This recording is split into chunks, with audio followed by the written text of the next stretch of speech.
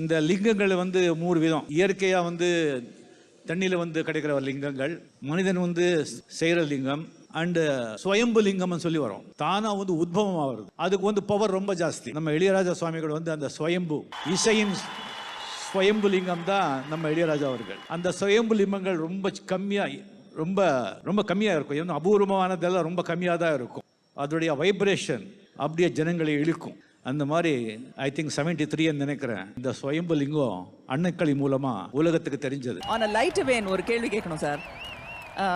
நீங்க அவரோட மனைவியை பாட வச்சீங்க, அதுவும் எங்க சித்தப்பா படத்துல, கமல் படத்துல. சோ அந்த ரெக்கார்டிங்க்கு அவங்க போகும்போது உங்களுக்கு என்ன தோணுச்சு, இவருக்கு என்ன தோணுச்சு? வச்சது எப்படின்னா வந்து திருச்சி இன்ஜினியரிங் காலேஜ்ல வந்து அவங்க காம்படிஷனுக்காக அவங்க ஒரு ட்ரூப் வச்சிருந்தாங்க. அவங்க காலேஜ் ஸ்டூடெண்ட்ஸுக்குள்ளேயே அவங்க பேண்ட் அங்க பாடினதுக்கு வந்ததுக்கு நான் பிரைஸ் கொடுக்கறதுக்காக போயிருந்தேன். அப்ப மீட் பண்ணதான் அவங்கள ஃபர்ஸ்ட் டைம். அதுக்கப்புறம் வந்து அவருக்காக அந்த அவர்கள் வந்து இங்க இருந்து திருப்பதிக்கு இவரை கல்யாணம் பண்ண வேண்டும் என்று வெங்கடாஜலபதியிலும் வேண்டிக் கொண்டு 2 தடவை மொட்டை எடுத்து கால்நடையாக சென்று வந்திருக்கிறார்கள் கோயிலுக்கு, திருப்பதிக்கு. போய் வந்ததன் பலன் சூப்பர் ஸ்டாரை கணவனாக அடையக்கூடிய பாக்கியம் அவர்களுக்கு கிடைத்தது. பியூட்டிஃபுல் சாங்ஸ் உங்க படங்கள்ல எல்லாருமே ராஜா சார் போட்டது பியூட்டிஃபுல் சாங்ஸ். அது மட்டும் இல்ல, நீங்க ப்ரொடியூஸ் பண்ண வள்ளி படத்துலயும் wonderful songs. Like what a beautiful songs.